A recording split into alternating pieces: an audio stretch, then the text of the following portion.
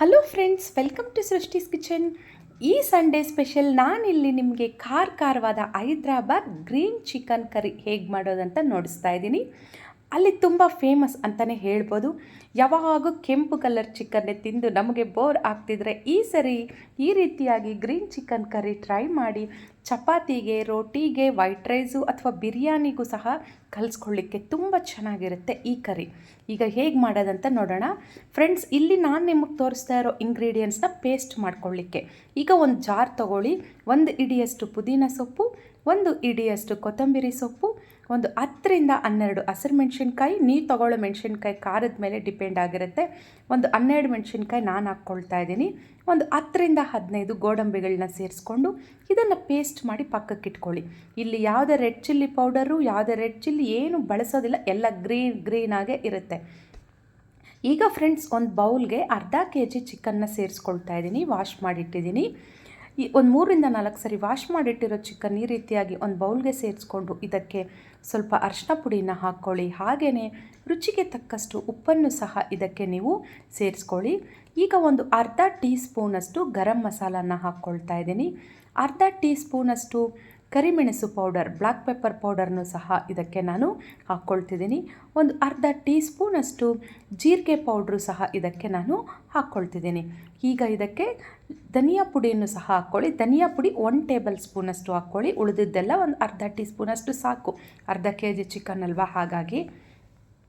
ಶುಂಠಿ ಬೆಳ್ಳುಳ್ಳಿ ಪೇಸ್ಟ್ ಮಾತ್ರ 1 ಟೇಬಲ್ ಸ್ಪೂನಷ್ಟು ಹಾಕ್ಕೊಳ್ಳಿ, ಫ್ರೆಶ್ ಆಗಿರೋದು. ನಂತರ ಇದಕ್ಕೆ ಗಟ್ಟಿ ಮೊಸರನ್ನು ಒಂದು 1/4 ಲೀಟ್ರಿಗಿಂತ ಕಡಿಮೆ ಇರಲಿ, ಒಂದು 200 ml ಅಂದ್ಕೊಳ್ಳಿ. ಮೊಸರನ್ನು ಸಹ ಇದಕ್ಕೆ ಹಾಕ್ಕೊಂಡು ನಾವು ಪೇಸ್ಟ್ ಮಾಡಿಟ್ಟಿದ್ದೀವಲ್ಲ ಗ್ರೀನ್ ಪೇಸ್ಟ್, ಆ ಪೇಸ್ಟನ್ನು ಸಹ ಇದಕ್ಕೆ ಈಗ ಸೇರಿಸ್ಕೊಂಬಿಡಿ. 4 ಇಂಗ್ರೀಡಿಯೆಂಟ್ಸ್ ಹಾಕಿ ಪೇಸ್ಟ್ ಮಾಡಿದ್ದೀವಿ. ಪುದೀನ, ಕೊತ್ತಂಬರಿ, ಗ್ರೀನ್ ಚಿಲ್ಲಿ ಹಾಗೂ ಗೋಡಂಬಿ. ಈಗ ಇದಕ್ಕೆ 1 ನಿಂಬೆ ಹಣ್ಣಿನ ಹುಳಿಯನ್ನು ಸಹ ಹಿಂಡ್ಕೊಳ್ಳಿ. ಕರೆಕ್ಟಾಗಿ ಪೂರ್ತಿ 1 ನಿಂಬೆಹಣ್ಣು ಹಾಕಿದ್ದೀನಿ. ಈಗ ಇದಕ್ಕೆಲ್ಲ ಚೆನ್ನಾಗಿ ಈ ಪೀಸಸ್ಗೆಲ್ಲ ನೀಟಾಗಿ ಈ ರೀತಿ ಮಸಾಜ್ ಮಾಡಿಬಿಡಿ. ಅಂದರೆ ಚೆನ್ನಾಗಿ ಈ ರೀತಿಯಾಗಿ ಕಲಿಸ್ಕೊಳ್ಳಿ. ಈ ರೀತಿ ಕಲಸಿಟ್ಟಿದ ನಂತರ ಒಂದು ಅರ್ಧ ಗಂಟೆಗಳ ಕಾಲ ಇದನ್ನು ಮ್ಯಾರಿನೇಟ್ ಮಾಡಿಟ್ರೆ ತುಂಬ ಚೆನ್ನಾಗಿರುತ್ತೆ. ಒಂದು ಅರ್ಧ ಗಂಟೆ ಇದನ್ನು ಪಕ್ಕಕ್ಕೆ ಇಟ್ಬಿಡೋಣ.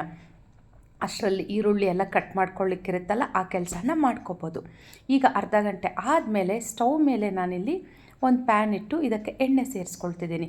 2 ಟೇಬಲ್ ಸ್ಪೂನಷ್ಟು ಎಣ್ಣೆ ಹಾಕ್ಕೊಳ್ತಿದ್ದೀನಿ. ಈಗ ಇದಕ್ಕೆ ಹಾಕಲಿಕ್ಕೆ ಬೇಕಾಗಿರೋ ಇಂಗ್ರೀಡಿಯೆಂಟ್ಸ್ ತೋರಿಸ್ತಿದ್ದೀನಿ. ಸ್ವಲ್ಪ ಚಕ್ಕೆ, ಒಂದು 3ರಿಂದ 4 ಲವಂಗ, 3 ಏಲಕ್ಕಿ.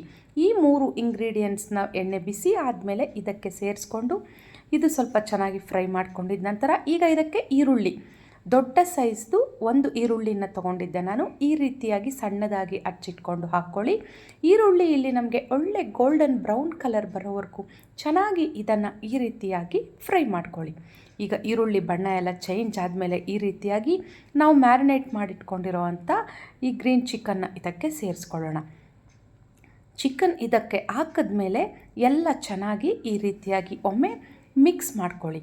ಈ ರೀತಿ ಮಿಕ್ಸ್ ಮಾಡ್ಕೊಂಡಿದ್ದ ನಂತರ ಈಗ ಇದಕ್ಕೆ ಲಿಡ್ ಕ್ಲೋಸ್ ಮಾಡಿ ಒಂದು 10 ನಿಮಿಷಗಳ ಕಾಲ ಸ್ಟವ್ ಮೀಡಿಯಮ್ ಫ್ಲೇಮಲ್ಲಿ ಇಟ್ಕೊಂಡು ಇದನ್ನು ಕುಕ್ ಮಾಡ್ಕೊಳ್ಳಿ.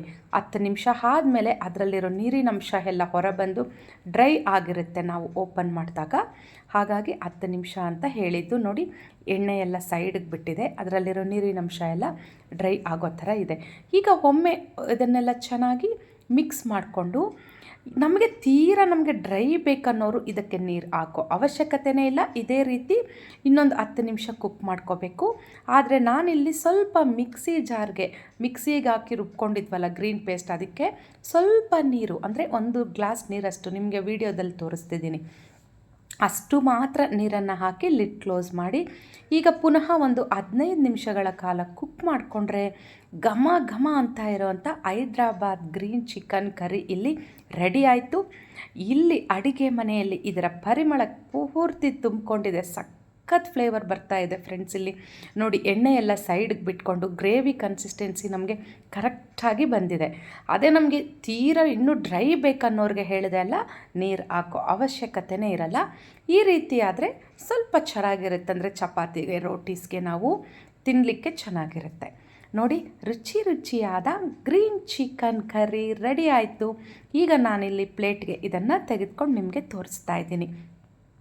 ನಾನು ಹೇಳಿದ ಹಾಗೆ ಚಪಾತಿಗೆ ಹಾಕ್ಬೋದು, ರೋಟೀಸ್ಗೆ ಹಾಕ್ಬೋದು, ಅಥವಾ ವೈಟ್ ರೈಸ್ಗೂ ಕಲಿಸ್ಕೊಳ್ಳಿಕ್ಕೆ ಹಾಕ್ಬೋದು. ತುಂಬ ಅಂದರೆ ತುಂಬ ಚೆನ್ನಾಗಿರುತ್ತೆ. ಯಾವಾಗೂ ಚಿಕನ್ ಫ್ರೈ, ಚಿಕನ್ ಕರಿ ನಾವು ಮಾಡಿದಾಗ ಕೆಂಪು ಕಲರಲ್ಲೇ ನೋಡಿರ್ತೀವಲ್ಲ, ಈ ಸರಿ ಹೀಗೆ ಟ್ರೈ ಮಾಡಿ. ಗ್ರೀನಾಗಿ ಸಖತ್ ಟೇಸ್ಟಿಯಾಗೂ ಇರುತ್ತೆ. ತಿಂತಾಯಿದ್ರೆ ಆಹಾ ಎಷ್ಟು ರುಚಿಯಾಗಿದೆ ಅಲ್ವಾ ಅನಿಸುತ್ತೆ. ಮನೆಯಲ್ಲೂ ಸಹ ಎಲ್ಲರಿಗೂ ತುಂಬ ಇಷ್ಟ ಆಗುತ್ತೆ, ತುಂಬ ಇಷ್ಟಪಟ್ಟು ತಿಂತಾರೆ.